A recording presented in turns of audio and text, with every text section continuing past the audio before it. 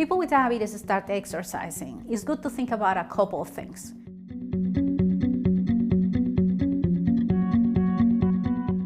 If you're beginning an exercise program after you've had a long hiatus from exercise and you are diabetic, you really need to see your doctor. If someone with type 2 diabetes is very sedentary, sometimes testing is advisable before they start exercising. There are cases when someone has had a heart attack after starting to exercise, when they've been sedentary for years.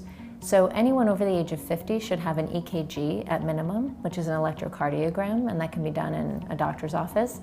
And if they're having any symptoms of feeling winded, or they can't walk as far as they used to or climb stairs like they used to, maybe even people who have unusual chest pain or chest sensations, they may want to go a step further and have stress testing before they start an exercise program.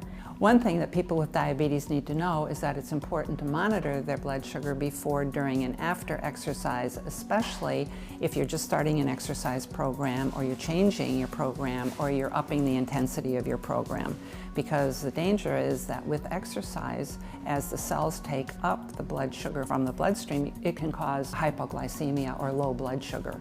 If you feel shaky or confused at any time, you should stop the exercise and have a snack of crackers, fruit juice, or candy. Then water. Keep hydrated. If you dehydrate, your sugars are going to get very concentrated. So be drinking throughout your exercise routine. It would be a great idea to check your feet after you work out to make sure that you don't have any injuries, you didn't get burned, you don't have any cuts, because these can be very difficult to heal when there's not a lot of circulation going to that part of the body. So resistance training requires you to use your skeletal muscle. And by using those muscles, you're incorporating blood sugar into the muscles, you're lowering your insulin levels, and you're also improving your metabolism. Many times when you do aerobic exercise, you may burn calories in that setting, but the calorie burn doesn't continue after you leave that activity. When you resistance train, you increase your lean muscle mass, which improves your insulin levels over time, and that benefit lasts even beyond your time with the weights. In general, most patients should just move more. They should just be more physically active most days of the week.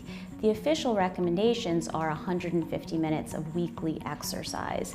If a patient can't do that, then I may ask them to get a Fitbit or a Fitbit equivalent and aim for 10,000 steps a day.